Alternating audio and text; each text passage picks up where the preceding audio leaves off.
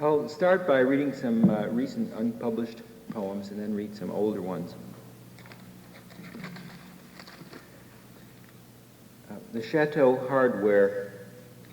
It was always November there. The farms were a kind of precinct. A certain control had been exercised.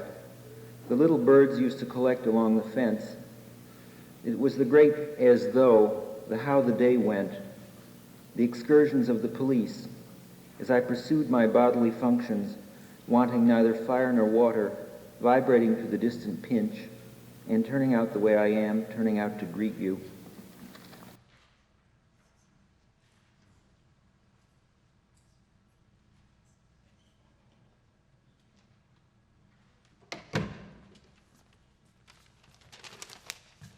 Good evening. I'm Bernard Schwartz. I'm the director of the 92nd Streetwise Unterberg Poetry Center. Thank you for coming. That was John Ashbery, of course, reading from this stage in 1967. John first read here at the Y in 1952 at the age of 24, an early winner of our now long-running poetry contest. He was a generous friend of the Poetry Center for 65 years, and it's an honor to pay tribute to him tonight. I want to thank David Kermani for blessing this public remembrance, our many presenters, those speaking and those whose art will be seen and heard, and lastly, our co-sponsors, the Academy of American Poets, Penn Sound, the Poetry Society of America, and Poets House for their support. What you're about to hear is an excerpt from The Room I Entered Was a Dream of This Room, Christian Hawkey and Simone Kearney's sound collage of non-vocal moments culled from recordings of Ashbery readings. As he wrote in Some Trees, "From the moments that follow will come a silence already filled with noises, a canvas on which emerges a chorus of smiles." Enjoy the show.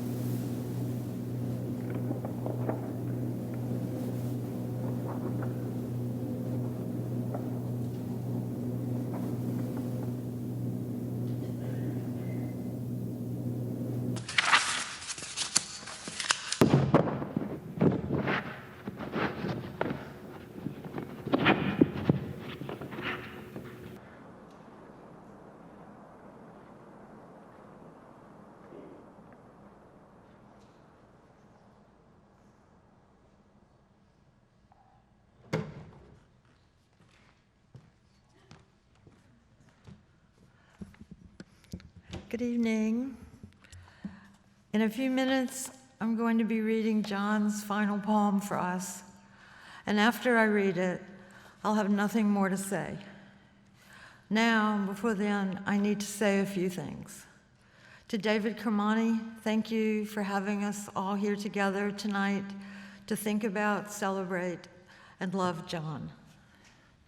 Being here lets us know how and why there are parts of us that belong to rippling circles that grow beyond our families, friends, and inherited or chosen affinity collectives.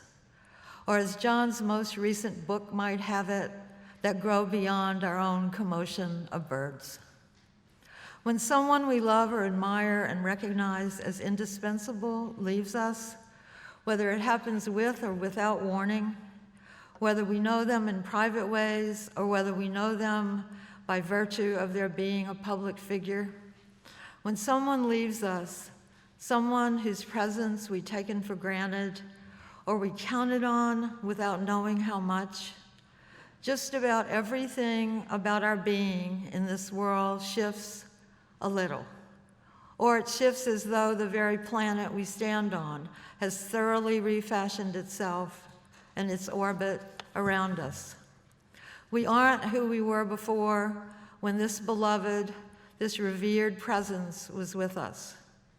When someone is no longer available, I've heard myself always asking or leaning toward, saying, "Come on, let me know, give me a hint so I can find you." When someone is no longer available as they once were, our conversations are no less intimate. These conversations are similar to those I know wait for me in the pages of a book, whose words wait quietly and patiently for someone to find them. When someone I love leaves for good, every one of the very cells of which I'm made move apart just enough to make me feel as if I might be disintegrating. Something that once held me together no longer does. My first meeting with John came in 1977, when a very young and eager to see the world poet, my first book of poems just out, I was preposterously placed on a panel run by the ever-artful poet and critic Richard Howard with Susan Sontag and John Ashbery. It doesn't take a whole lot to see what might be wrong with this picture. Somehow I survived that mighty assembly, smitten by John's mind, his air, his wit, his eyes, his piercing attention. And then, for close to a decade, I knew John from his poems and prose only. Here, in this case, the word only has probably never been so oddly used. Then I truly got to know John because he and James Tate loved one another and one another's poems. For close to 30 years, we shared visits in Hudson, Amherst, Massachusetts, and New York. We spent Thanksgiving together in Amherst. John could whip up a mean whipped cream. He took an interest in the precise composition of every dish. There was the time the four of us, John, David, Jim, and I, went to England, around England together by plane and by train. And the time we took a rented car on a road trip from DC to Charleston, South Carolina, and back. The Second Gulf War was being declared. Just at the North-South Carolina's border, we encountered, at an infamously offensively themed tourist trap, a screaming and crying lieutenant general, yelling into a payphone, ranting to one of his soldiers. He was screaming into the phone. It doesn't matter what you have to do, you steal the hell out of that helicopter. It doesn't matter how in the hell you do it. You hear me? You do it. We shivered over our hot dogs. And there was a morning John spent close to 2 hours lovingly taking his time over what turned out to be the best cooked eggs ever, while Jim watched in fascinated disbelief. There was a time Jim and I read John's book, Wakefulness, dedicated to us, a surprise, for 3 days straight, taking turns reading it page by page to one another and then reading it again. There's a time when John was reading behind a podium in a dour, deadly formal memorial hall in Amherst, Massachusetts, when he paused, looked up at the audience and said, "Excuse me for a minute, I'd like to go pee." And he did. And the packed room loved him all the more. Once in 2003, when we arrived in Hudson, David took us up right away to John's study, where we were greeted with delight in a room full of the newest Gavin Breyer's composition, "Jesus' Blood Hasn't Failed Me Yet." There's a picture of John standing by a trunk load of typewriters he just picked up following a day of typewriter tune-ups in Amherst typewriter shop. There were many trips from Hudson to Rogers Book Barn in Hillsdale, New York. There was the night in Hudson Jim and I were assigned to sleep in an upstairs bedroom where we saw embroidered onto the silk edge of a wooden blanket the initials J.A. All this presence we see all around us is here to remind us exactly what paradox is and why we need it to exist. Poetry isn't difficult or hard to understand. We are. Human nature is, our relationships with one another are, and poetry being what it is, respects all that about us and lets us reach across time and space to be in its and one another's good company. Here's the last poem John wrote by hand on August 25th, 2017. Climate correction. So what if there was an attempt to widen the gap, reel in the scenery? It's unlike us to reel in the difference. We got the room in other hands to exist like a merino ghost. What was I telling you about? Walks in the reeds? Be contumely about it. You need a chaser. In other words, persist, but rather a dense shadow fanned out, not exactly evil, but you get the point. Thank you.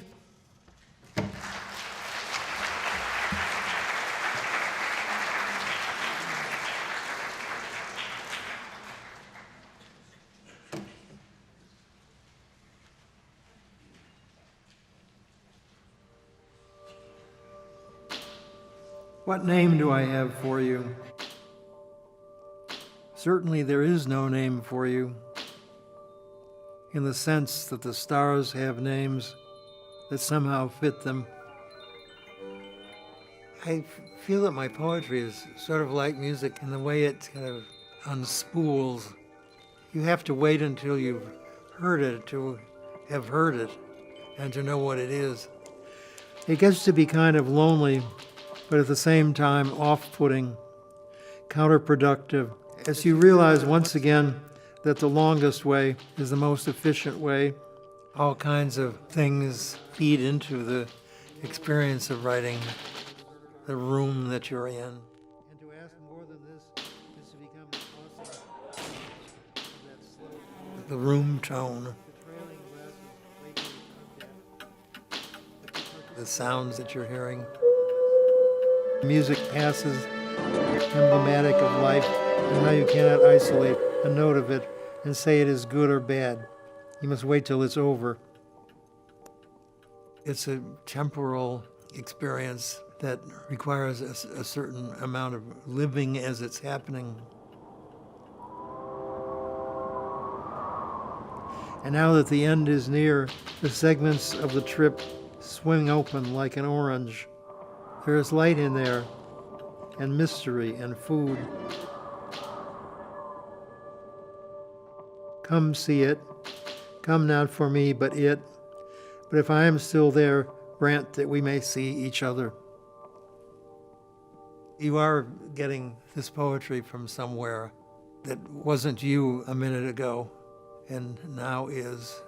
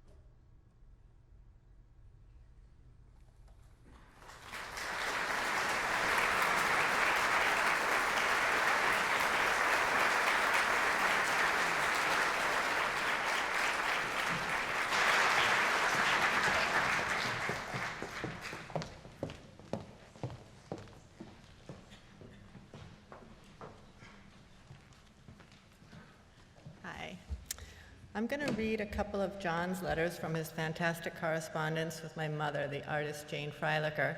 But first I'll talk a little bit about John in the context of my family. My earliest memory of John. He is singing Happy Birthday in his distinctive voice. I'm under the dining table, cringing with a mix of delight and embarrassment because I asked him to sing it to me, and it's not my birthday. His bemused generosity here is the kind he would show me my entire life. John moved back from France the year I was born and played a kind of detached godfather role throughout. He would nod a lot and say, yes, in that staccato, exhaling way of his to pretty much anything I said as a child. The awareness that life's difficulty was mitigated by so much to marvel at along the way that it informs his poetry was also the feeling you got when you were around him.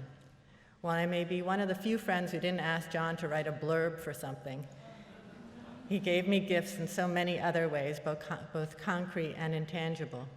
He came to a play I directed in high school and to my sweltering college graduation, where he said he was delighted to try Fiddlehead Ferns, so it was really worth the trip to Philadelphia. John's annual visits to my parents' summer home in Watermill for his end-of-July birthday were a lot like the one he recounted in Jimmy Schuyler's poem, June 30th, 1974. I have vivid memories of going with my dad to pick John and David up at the Southampton train station and putting pennies on the tracks before the train came. While making lunch, my mom would give John a rundown of all the activity he had missed that summer. If I could distill those conversations, it would be her recounting someone's boorish behavior at a party. John listening with raised eyebrows and then in a giggle, yes, he's always reminded me of Sig Rumen. Then David would add that that same person had once been very helpful in tracking down a book John wanted, so that I can clearly hear John's intake of breath, oh yes, and then David's, now John, in response. Karen Rothman offered one reason for the intensity of the bond between John and my mom was the similar loneliness of their childhoods. I can assure you there was no one in Sodus, New York that John ever saw that was like the people around the Brighton Beach baths. Rather, it was the consolations, as John called them, that they turned to which they had in common. The radio shows, movies, books, comics, and love of all things French. In these visits and in lengthy phone chats throughout their lives, characters from Bob and Ray, like Wally Ballou and Mary Magoon and her ginger ale salad, would mix with Charlot and the Verdurins, and Baby Sandy and Franklin Pangborn and other real stars of Hollywood would meet Happy Hooligan and Wash Tubbs. They both loved to share strange obituaries from the local papers, and John would describe hard-to-find ingredients he was ordering by mail in the pre-internet days, which seemed to my mom way too much effort and that cookbooks were best used to help you fall asleep, Elizabeth David being the most soporific. As John began to travel to far-flung locations to receive poetry prizes, my mom would often roll her eyes at the fuss bestowed on him, but really it gave all of us a sense that there was something right in the world if his kind of uncompromising intuitiveness was rightly honored. So this is a letter all about Proust that John wrote to my mom when he was 23 in August 1950. Ma chère Mademoiselle de Stermaria, your letter was straight out of Sodom et Gomorrah. Not, I hasten to add, that there was anything salacious about it, but your deck seemed positively awash with the style, ideas, and sensibilité of the great man. I'm so glad that you too are experiencing those unbearable raptures. By strange coincidence, I happened to be thinking about Mademoiselle Villeparisis a few minutes before I received your letter. Isn't she superb? Which is something I hadn't done in a long time. My only fear for you is that not having reread Swann's Way, you may be missing some minor but enthralling touches. For instance, to fully savor Madame de Cambremer, you have to remember that wonderful bit about her on pages 477 to 78 of Swann's Way, Modern Library, assuming you are following the ancient ritual of buying each volume in that edition as you finish the preceding one, and will borrow somebody's 2-volume edition to read the last book, which is not published in the ML. Also, you must remember that the Princesse de l'Homme at that party is the Duchesse de Guermantes in later volumes, that Madame de Saint-Hubert, who is giving the party, is the lady whom Charlot reviles so horribly at the Prince de Guermantes' little shindy, at the beginning of Cities of the Plain. I mention this not to call attention to my mnemonic powers, but so that you may fully appreciate that all this silly social activity has been going on for years and years. Indeed, one of Proust's most exciting qualities is the way he demonstrates how circumstances of life which seem casual and ephemeral can solidify for the rest of one's life, i.e. Swann's relation with Odette. Isn't the Guermantes way breathtaking? And don't those red shoes leave you gasping? I felt that all the events immediately preceding added to the effectiveness and suspense of the scene, as for instance, the enormous envelope which Oriane sends to Madame de Molay. I have a hunch that Proust learned the value in the painter's sense of incidents like these from Saint-Simon. I intend to read sometime when I have a prospect of 2 years with nothing much to do. But how I run on. And this last one, he wrote in February 1957, after Joan Mitchell threw a little party to celebrate the marriage of my parents, but John was in Paris. Dear Jane, I sure am happy for you and Joe. I guess I like Joe second best in the world after me. Seriously, once the question of the wedding is out of the way, it's time to think about the honeymoon. Why not grimy old Paris? I seem to see you and Joe in a hotel particulier on the fashionable Quai de Bethune on the Ile Saint-Louis, and me realizing my lifelong dream of moving in on you and living rent-free. It is a thought, you know. After your epic-making announcement, what to write? I can't continue with my customary page of movie reviews at a time like this. Or can I? Anyway, I did see one of the most divine movies of all time last week called Deuce. It all happens just before Christmas in 1887. Deuce is a poor little rich girl in love with her father's estate manager. She finally gets him away from her governess, and they boff successfully in a crummy hotel. But after a marvelous evening at the opera, she decides that life is just a cheat, and she'll go back to her crotchety old grandma. Unfortunately, as she's leaving the Opera Comique, it burns to the ground before she can get out. The end is divine, and like the wings of the dove, the grandma kicks the governess and the lover out into the snow, while choir boys are heard chanting Christmas carols in the church across the way. Thank you.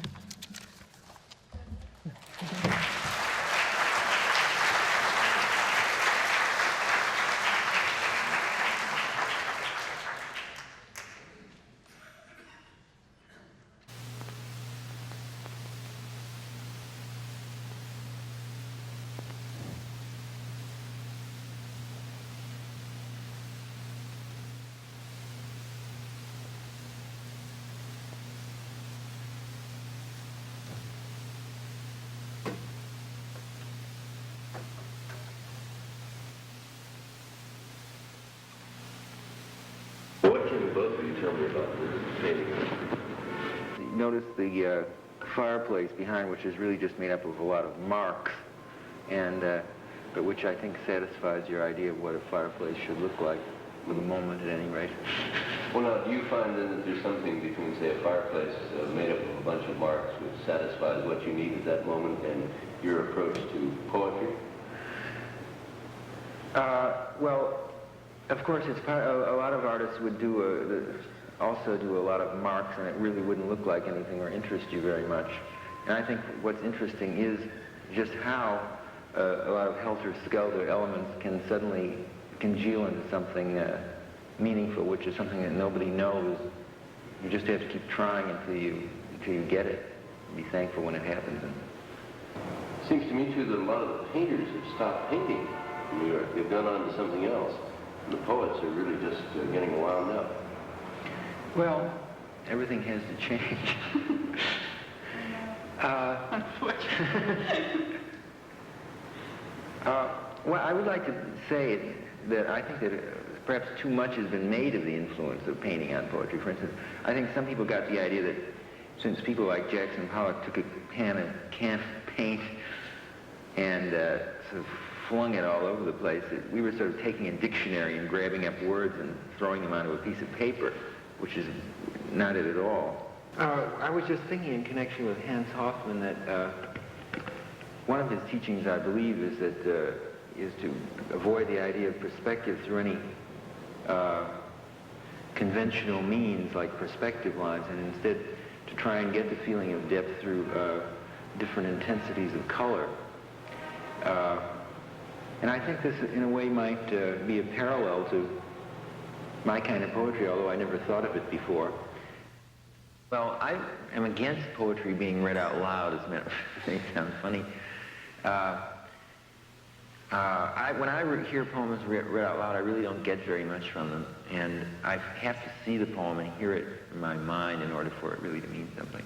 And in fact, when I've read poems out loud, sometimes people say, oh, I really understood that when you read it. I got a great deal more out of it, which is not what I want to happen, because, I mean, if I had written the poem right, it should mean more when it was read on the page.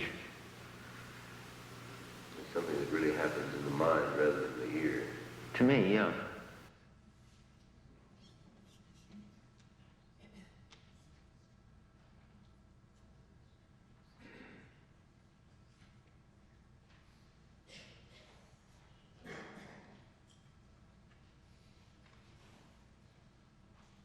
John was addicted to those cooking shows, you know, vintage ones. Original Julia Child, when they were really live and you didn't edit them. Whatever fell on the floor, fell on the floor. Especially as he got to the point where he really couldn't stand for long periods of time in the kitchen and cook. This became a substitute. John liked the idea of something was as good as the actual thing. So we used to chatter back and forth. Oh, I remember you used to make something like that, because John was an excellent cook with a great collection of cookbooks and cooking equipment and everything. So we used to like the shows, and he especially liked the French ones with Jacques Pepin and Julia Child, of course. And Julia Child had gotten to the point in age, I guess, where she physically couldn't do a lot of the stuff. So she'd invite people she met or she liked who were doing interesting things, and she'd sort of stand on the side and kibitz. It would frequently be funny because she would interrupt and say, aren't you going to do? And somebody would cut her off and say, no, we don't do that anymore.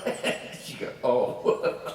And then John, of course, jots down fragments of things he hears and uses them many times in poems and things like that. He used to do it all different times. There was a period when I used to talk in my sleep, and I found out that he would copy down things I said and use them in poems. Actually, some of those poems are mine, some of those lines. But one time, I wrote down the date, on August 12th, here, just this past August, John's handwriting had gotten very difficult to read, and so he was asking me sometimes to write things down, and we were watching this Julia Child rerun on PBS. It was an episode where she had one of the owners of a very well-known restaurant in Providence, Rhode Island, called Al Forno. John and I were very interested because every time we'd be in Providence, usually for his reading at Brown or something, we'd be taken there to dinner, and it was just a fabulous restaurant. Woman was making some sort of a fruit dessert, I guess, and Julia Child was sort of leaning on the stove in this pregnant pause, and all of a sudden, out of nowhere, Julia says, "What's the fruit supposed to be doing?" John and I burst into laughter. It's very, in my mind, it's very much like the language that appeals to John that is reflected in Kenneth Koch's made-up line saying the typical Ashbery line is, "It wants to go to bed with us," and "What's the fruit supposed to be doing?" to me has that exact same crazy, abstract, untethered, unhinged quality. You don't know what she's talking about.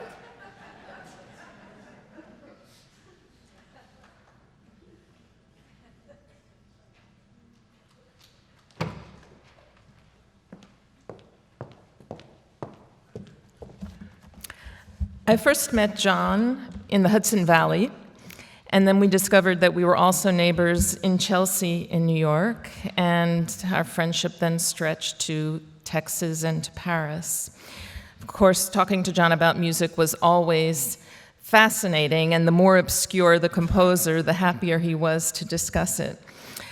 I'm going to be playing a Satie, a Gnossienne, which is a made-up word by Satie.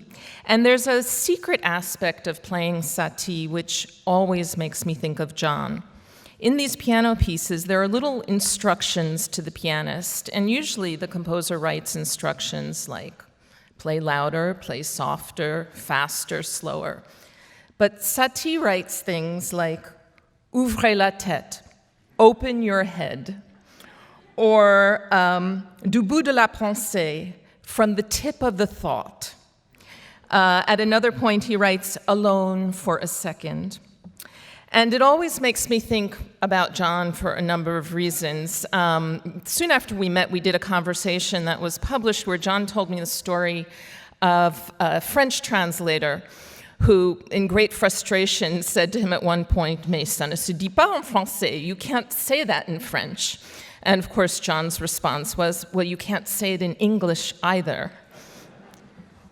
And so then I found in Satie this very Ashbery-esque experience, and I regret I never got to tell John about it. I wasn't playing Satie much when I saw John a lot, and then in these past years, I didn't really see him. So I wanted to do this for him. Tonight, I think that this wordless marriage of text and music is something that he would really enjoy. I can't tell you how it changes the way I play it, but I purposely try not to memorize the words so that I can kind of look up and find a surprising phrase that in some way is inflected in the music.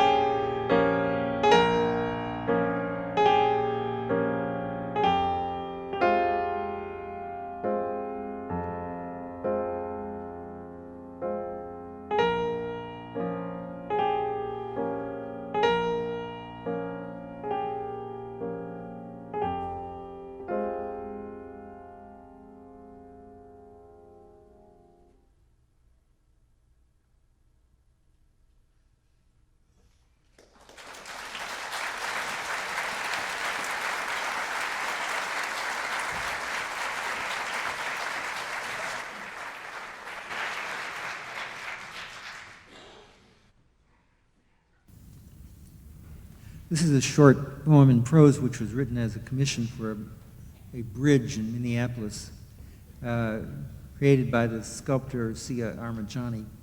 And it's apparently has been put on the bridge in metal letters. And it was a somewhat difficult assignment since it's just a bridge over a highway. It's not anything romantic or hard crane-like. So I tried to find something that would be neutral but imposing. And it also is a place where twice a day commuters will be stalled in traffic and we'll have to look at it, so I didn't want to irritate them too much. And now I cannot remember how I would have had it. It is not a conduit, confluence, but a place. The place of movement and an order. The place of old order. But the tail end of the movement is new, driving us to say what we are thinking. It is so much like a beach, after all, where you stand and think of going no further. And it is good when you get to no further. It is like a reason that picks you up and places you where you always wanted to be, this far. It is fair to be crossing, to have crossed. Then there is no promise in the other. Here it is, steel and air, a mottled presence, small panacea and lucky for us. And then it got very cool.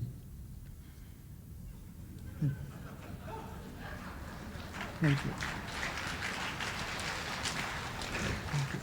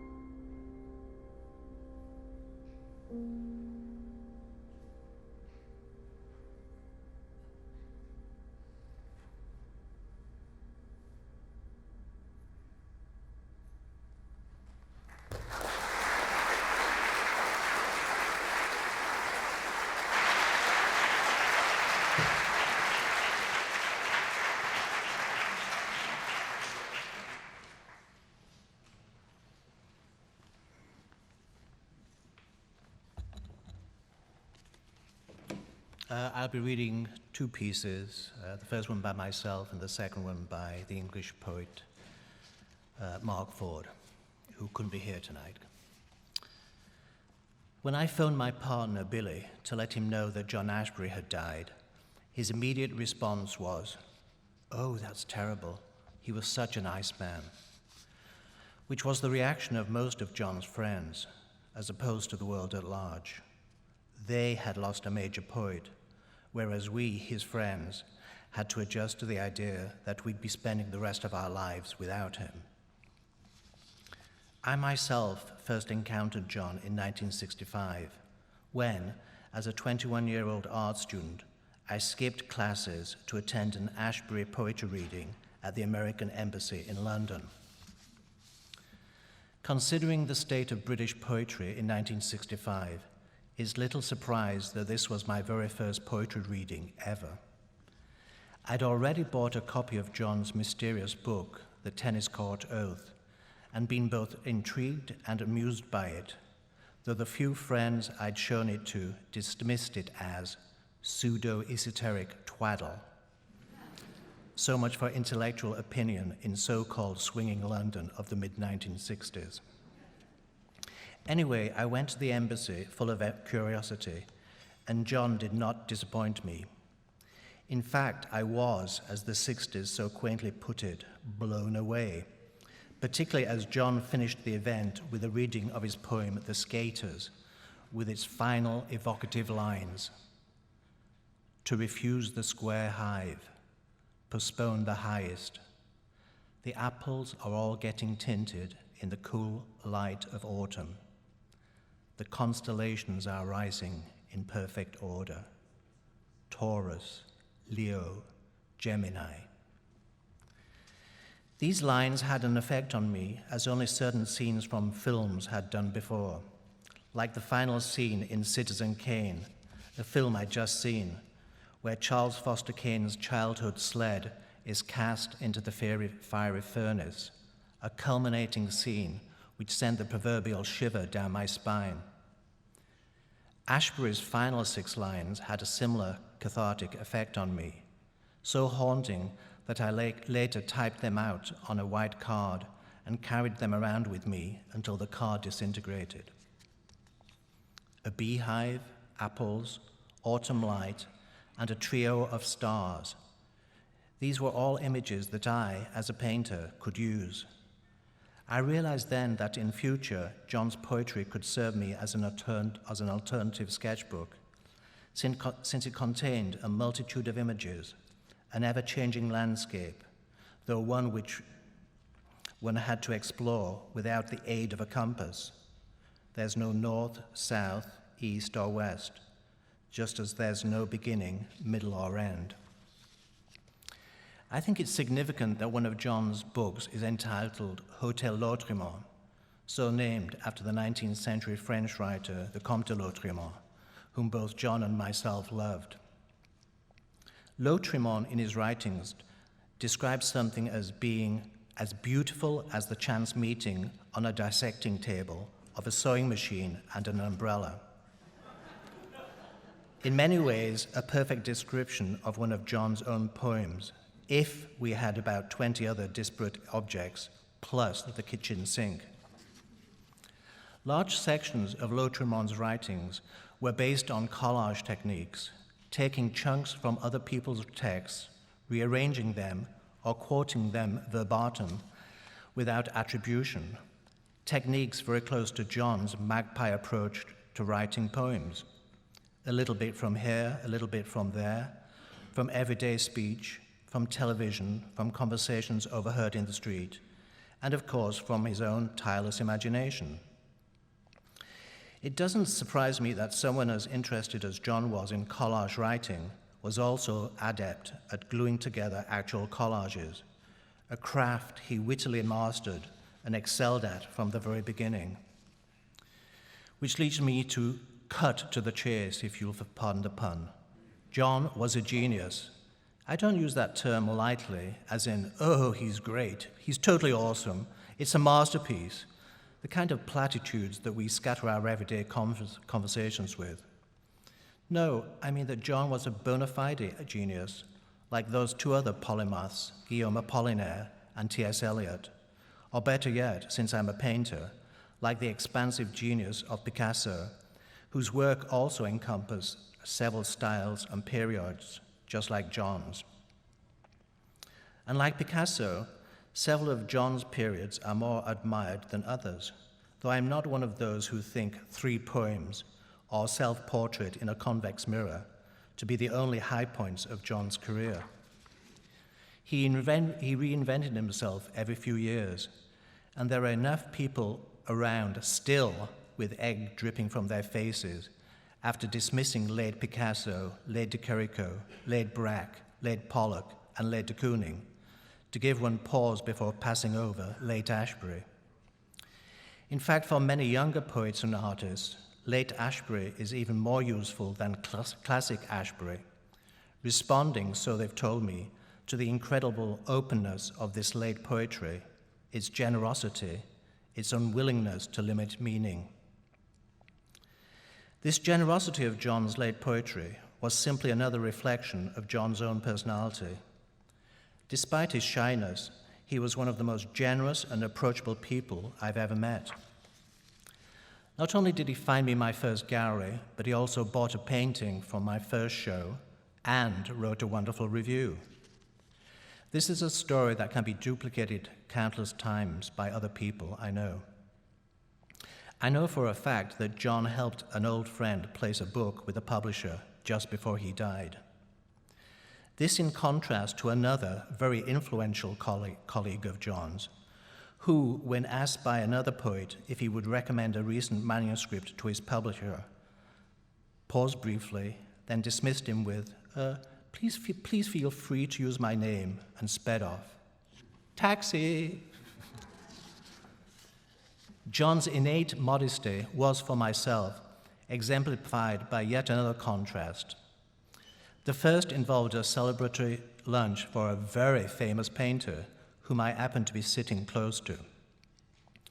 Throughout the entire meal, this artist was being fawned over non-stop by fans coming over to his table and showering him with outrageous compliments along the lines of, "Maestro, you've changed my life forever. We all love you. You're the greatest." The artist in question received all this unctuous praise smugly, condescendingly, as though he knew it was his due. I could tell that inwardly he was relishing every minute of these interminable homages, using the dinner table like the balcony of Buckingham Palace, receiving homage from his subjects, when expected a royal wave at any minute. Contrast this with a dinner I had with John at a Chelsea restaurant a few years later. Again, effusive praise from a fan who stopped at our table as he was leaving, all praise being met with quiet modesty on John's part. But after the first minute, John knocked his knee against mine under the table, as if to say, "Get him." And when the starstruck fan departed, after 2 or 3 minutes, John exclaimed, "Well, thank goodness that's over with. Now we can order dessert." My final illustration of John's bewitching modesty shows him playing the role of bemused country bumpkin and relates to the occasion when John and David traveled to St. Petersburg and visited the Hermitage. Knowing that the Hermitage owned not one, but 2 Leonardo da Vinci paintings, I asked John if he'd seen them, to which he replied, "Well, if they were there, I guess I saw them." Such was the bundle of fun I was glad to have as a friend for 50 years. Thank you.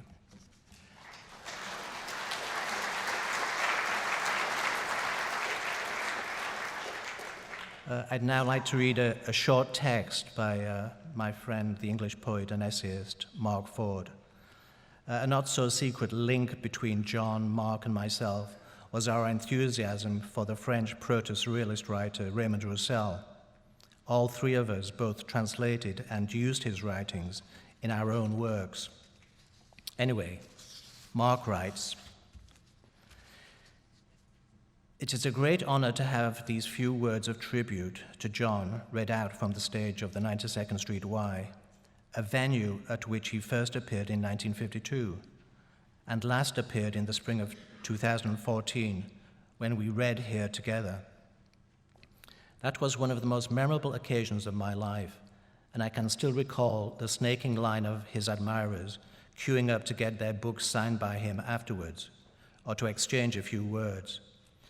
I was, it goes without saying, by no means as busy scribbling my signature on title pages as he was, which allowed me to overhear comments that range from, "John, your poetry has meant so much to me," to, "John, your poetry has changed my life." John's poetry changed my life in the most fundamental of ways, for he got me into poetry when I was about 20 by making it sound cool, fun, happening, or perhaps most importantly, not impossible. In feeble recompense, I've spent a lot of time over the subsequent decades writing about and editing his work. The last time I saw him was in June of 2016. I'd come over from London just in case, as I had so many times before, and each earlier time the just in case never happened, and it wasn't the last time we met. But this time it was.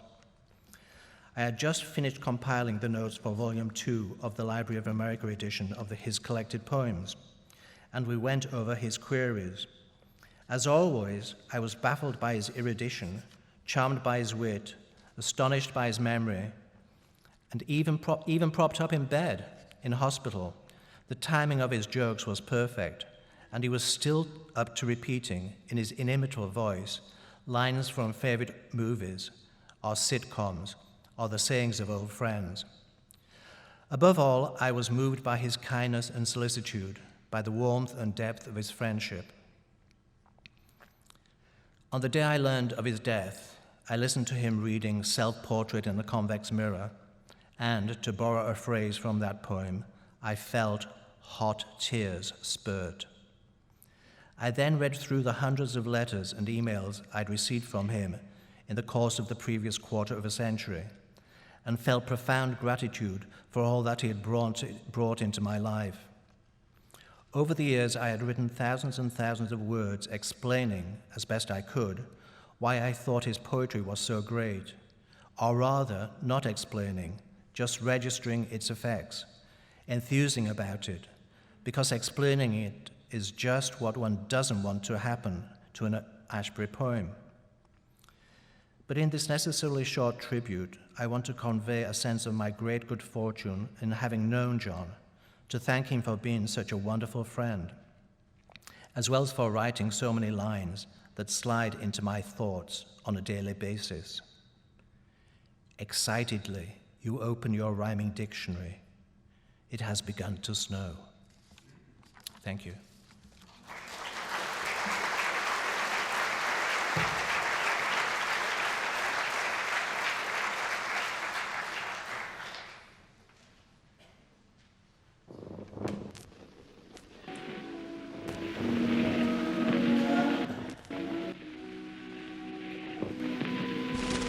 Hello, I'm Marv.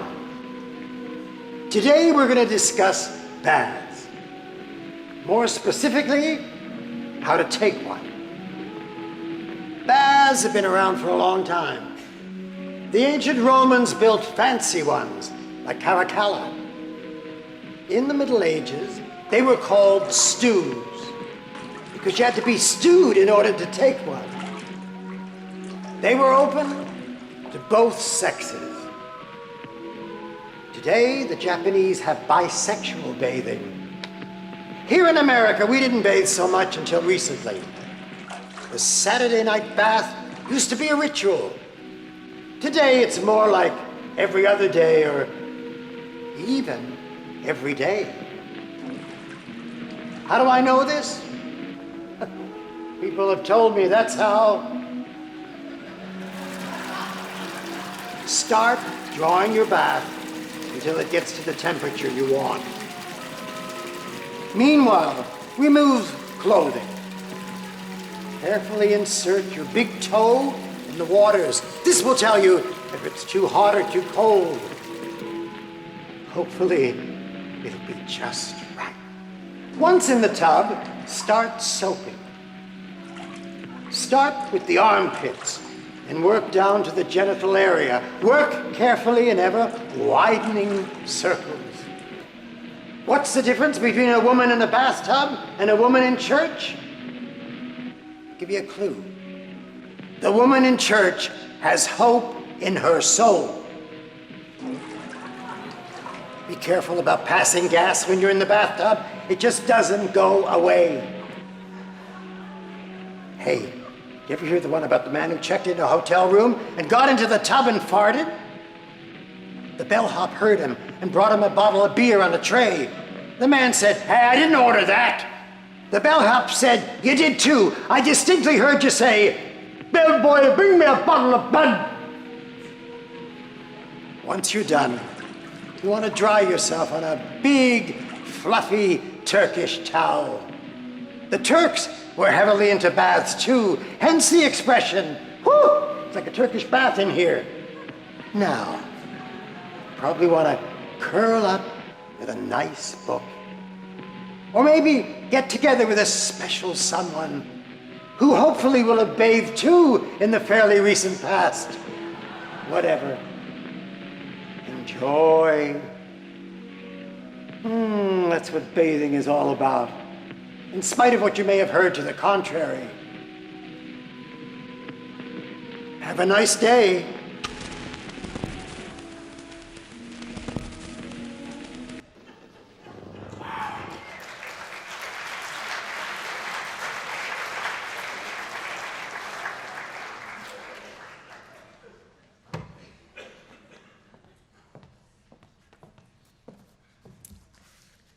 No bath. In the spring of 1958, a blind date took me to a party at Elaine de Kooning's studio. The party was to celebrate the publication of James Schuyler's novel, Alfred and Guinevere, and that was the beginning of my life in the world of the New York School poets and painters. For the next 3.5 years, I only heard about John since he was living in Paris. But his good friends Jane Frolicker, Frank O'Hara, and Kenneth Koch talked about him all the time. His poetry, his compelling social life and travels, the dazzling letters and reviews. I finally met John in 1962 when I went off to France with a friend of his, Harry Matthews. John lived up to his advanced billing and then some. It was more fun to do most anything or to be most any place with John, at the movies and gallery openings, the Venice Biennale, the Spoleto Festival, or to slog through a blizzard in the Alps or a tempest in Paris. He was great company, good-natured and easy to be with, along with his smarts, wit, and abundant curiosity. John and Pierre Marturi, the writer he lived with, and Harry and I were kind of New York School outpost. The four of us spent a lot of time together eating out in restaurants. But first, there was always our serio-comic routine of deciding where. John and Pierre came over to Harry's apartment. We never met at a restaurant. And we had the current Michelin at hand, along with several bottles of wine and the makings of martinis. For these family dinners, we didn't think about restaurants with stars or more than one crossed fork and spoon. Nothing fancy. This where shall we go cocktail hour went on until the absurd moment when it seemed there wasn't a single place to eat in all of Paris. That's when we came to our senses and finally made up our minds. The only time we ate together at home was when John decided to cook. He liked to cook, he was a good cook, and he loved to read cookbooks, all kinds, the odder the better. During one visit home to the family farm in upstate New York, he had planned to do some serious reading, but gravitated to cookbooks. A neighbor lent him Bull Cook and authentic historical recipes and practices, and John liked it so much he sent away to Minnesota for a copy of his own. In Paris, he came across a recipe in a magazine that called for 24 egg yolks, and was pleased soon after when he found a cookbook with a dish that called for 24 whites. John sometimes prepared meals that were incredibly labor-intensive. He could have used sous chefs, and there were evenings when it would be going on 10:30, and still no dinner. By the time we sat down to eat, we were all so plastered that it didn't make much difference how the dishes turned out. The last time I went to dinner at John's apartment was shortly before he moved back to New York for good. It was Bastille Day, 1965, and he had prepared the meal in advance since we planned to see the fireworks. John wrote to Jane Frolicker about our evening. It was the usual 14 juillet weather, grim and threatening. I had spent the better part of 2 days slaving over the modest menu, vichyssoise, vitello tonato, and a very complicated potato salad from the Alice B. Toklas book, which Maxine was unable to eat. I think she may have been right, though the others pronounced it interesting. That book is a big hoax, so I've made some other as I have made some other of its recipes with leaden results. Excuse me.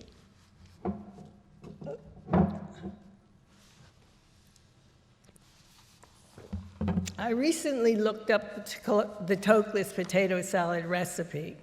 After measuring herbs and spices into a bowl, you remove the skin, head, tail, and bones of 1 salt herring.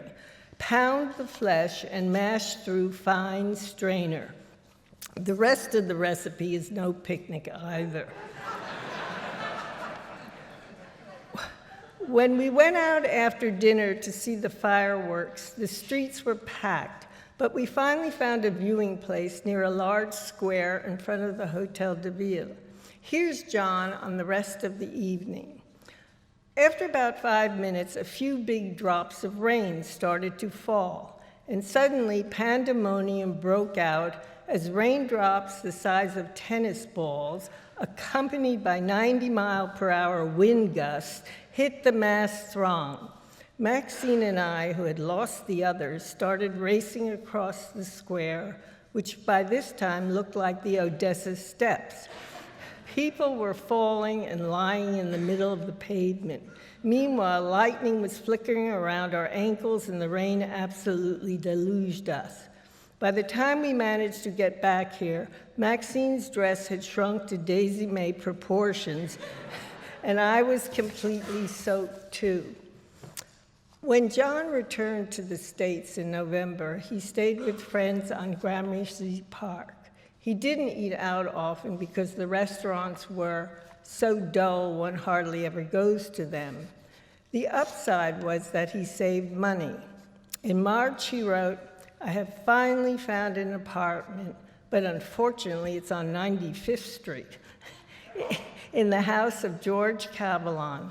Do you know him? A nice painter. It's quite a cute floor-through with fireplaces and a balcony overlooking gardens, as well as the Motherwell's bedroom. I do hate to leave Gramercy Park, which has come to be my favorite area in New York." By June, John had settled into the Upper East Side, writing that his apartment was getting to be of an absolutely unendurable chic. And by the way, I tried the other Julia Child recipe for kidneys with mustard and parsley, and it's simply out of this world and falling off a log easy. I used lamb kidneys because my butcher, the Edros Meat Market, never seems to have veal, but the lamb seems slightly more delish anyway. I used a delicious Pinot Chardonnay from the Amboy Liquor Shop, which even has 1966 Beaujolais. Isn't New York great? Fast forward to 1972. I was still living in France and had been Paris editor of the Paris Review for 6 years. After I took the job, John started to send his poems to the magazine. He was in many issues during my tenure, but I am most thrilled to have first published The New Spirit and the System. These 2 long poems and the recital made up his magnificent book, 3 Poems, that came out in spring 1972. That summer, I was in the States for a visit, and John and I were guests one weekend at our favorite place in the Hamptons with Jane Freilacher and Joe Hazan at their house in Watermill. There, I took the very short film clips of John that you are about to see. John was 44 years old and beloved by his many friends. He was a great poet who had just published a groundbreaking work, a bold and ardent cook, and very easy on the eyes. Thank you.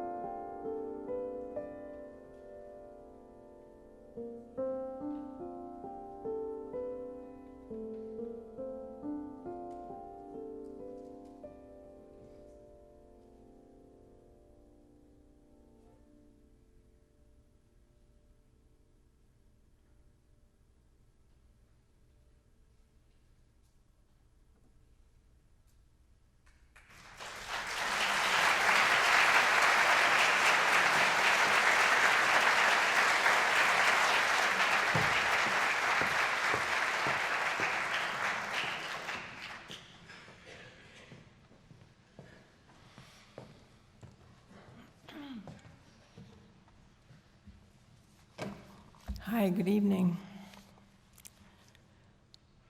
The day after John died, the president of Bard College, Leon Botstein, sent a very, very curt message to the community saying that John Ashbery had died. And I was extremely distressed by the fact that he couldn't say anything more. And then, of course, as we've seen tonight, it's a fool's errand to try in any way to sum up or even characterize John's person or his work. But in desperation, I wrote something. So the first part of this is that desperate attempt that got written to see if I couldn't say something more than that he had died. He was a person of rare traits, or rather rare in combination: kindness, humor, curiosity, and an erudite brilliance always offered as the mild gift of the moment, without competition or self-regard. He loved being here and was able somehow to translate his love of being here into language, so that when you read his work, you are reading being alive. He managed to escape the destructive, reductive aspects of the analytical, as well as the ever-increasing sense that one's identity is of signal importance. I don't think he was much interested in his identity as a person. I once heard him say, "I am John." Ashbery writes the poems. And it is from him that I first heard Rimbaud's remark, "I is another." This detachment of self and poet is perhaps what allowed for his work's famous pronominal play. He was interested in others, other persons, in the human condition, wherever and however it manifested. He had meticulous taste, if taste is a form of discernment, and discernment a kind of care and humility toward the world, its material stuff as well as its arbitrary weathers. He was drawn to the local and the minor, the overlooked or unacknowledged, as well as to the various artifacts of culture, high, low, past, present. He had an apparently infinite fund of words and a capacious, flexible syntax into which to put them. He avoided high seriousness, finding a tonal range that distributed life's acute energies, its sorrows and joys, across the distinctively modulated habitat of his poems. I think for John, for Ashbery, the experienced world and language were close to synonymous, and it is this transformative reciprocity that gave his work its beautiful sense of deep optimism and affirmation.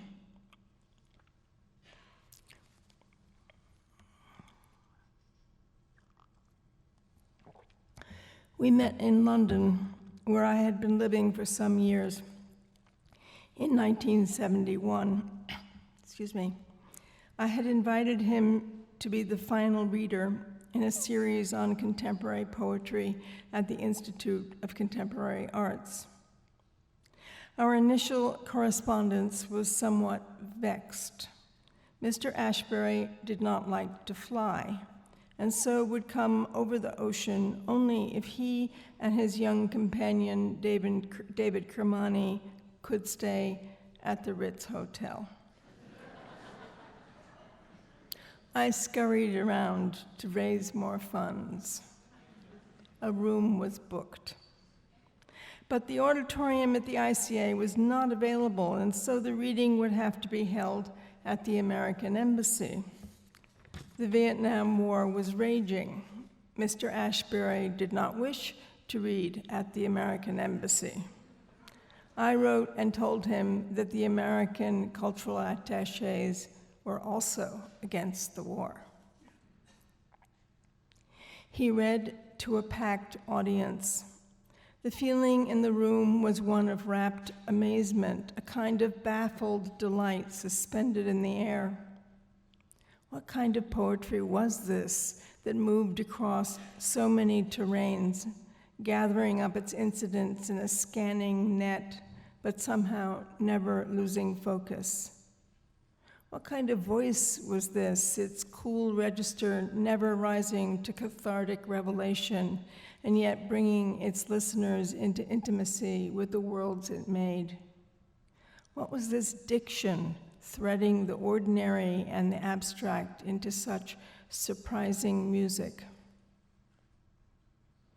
After the reading, I went up to him, flushed with disheveled wonder. "Oh, Mr. Ashbery," I said, "I love cliches." He looked at me with an expression I came to know well, a mixture of amused assessment and affection.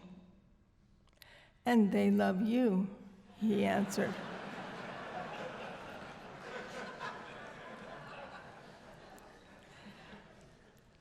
I took him to Carnaby Street, where he bought himself a maroon velvet jacket. One night, in his room at the Ritz, after an Indian meal, he lay on the bed and read to a few of us from a manuscript, a poem called The New Spirit.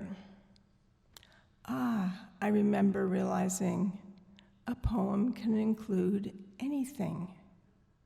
A poem is not the cry of its occasion, it is the occasion. When, in 2007, Bard College celebrated John Ashbery's 80th birthday, we chose for a title, "This Feeling of Exaltation," a phrase from the final line of his poem, A Blessing in Disguise. I am one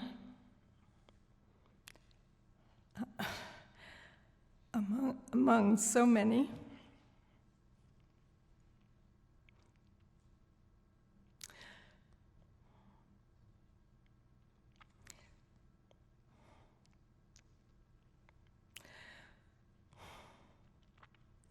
for whom sharing the world with John Ashbery was and is a blessing undisguised. I prefer you in the plural. I want you. You must come to me all golden and pale, like the dew and the air. And then I start getting this feeling of exaltation.